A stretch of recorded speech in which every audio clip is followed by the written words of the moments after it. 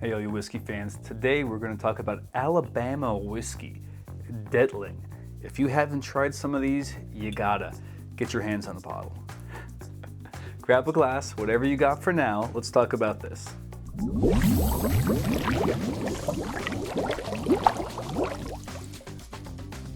Now, if you search or look up Dettling, it's a pretty interesting whiskey. I mean, first, it's Alabama whiskey.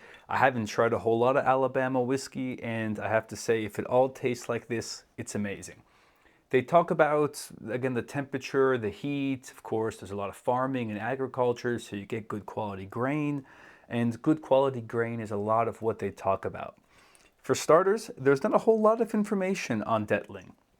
I know them mainly because I'm living and based out of Switzerland. Dettling is actually a family, a Swiss family, which grew up making different types of schnapps.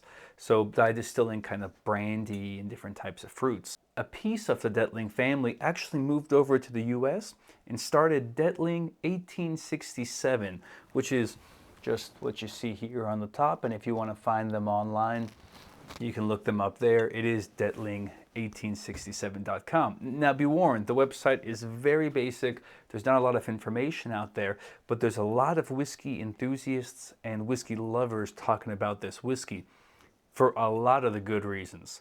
A, delicious. Get your hands on a bottle. It's worth it. Doesn't matter if it's their cask strength version or their kind of entry level, they are all delicious. This one here is actually a barrel pick from one of the associations, the Bourbon and Rye Association in Switzerland. Totally worth it. And this one here is one of their standard regular releases. They've got other stuff too. It's all worth looking into. What's important?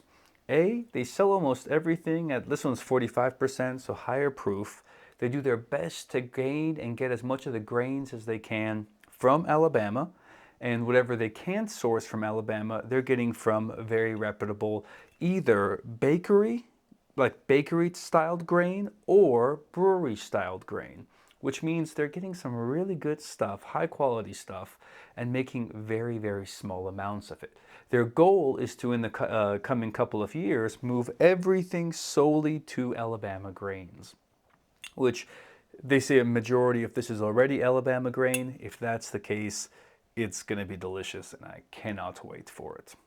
It's a distillery that I have not been to yet, but it's definitely got itself on my list because I just love this whiskey. Anytime there's an edition or a release in Switzerland, I have to get my hands on it, and I hope that you do too. Grab a glass, taste it. I won't go through the tasting notes and the profiles of it. It's bourbon, but it's a very complex, and it's a very different bourbon. You know what? Scratch that. Let me grab a glass. Let's talk about it because that doesn't mean a lot. It's different.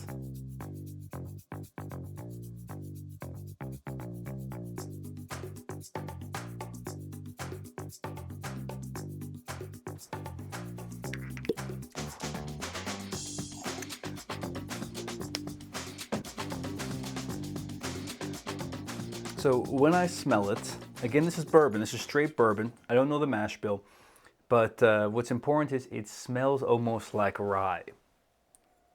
As I mentioned, Dettling, the family, has been making schnapps in Switzerland, and it kind of reminds me of that, kind of like our March distilling whiskeys back here, moonshines. It's more fruity, kind of dark stone fruit, which I usually pick up from rye. So, and usually malted rye. So I would bet that this has quite a bit of rye in it.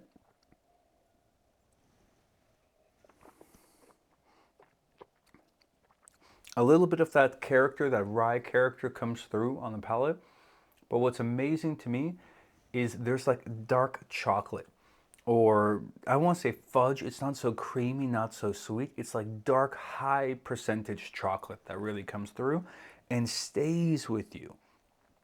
I mean, I don't know how to really explain it other than like 99% Lindt or pure chocolate. It's delicious. It's very good. And I think, again, this comes from the rye grain because it's not typical bourbon. And if you try their other releases, it's very different. So quite interesting. Now, of course, you still get sweet notes. You still get kind of barrel oaky notes that you expect. And even if, by the way, you can see the color is amazing. It's a very dark, kind of rich color to it. Um, it makes me believe that they are really using different grains. The bourbon recipe is going to be more or less the same. They're probably experimenting with some very good yeasts, and their grains are very different. Unbelievable how much the rye goes through. That dark chocolate note at the very end.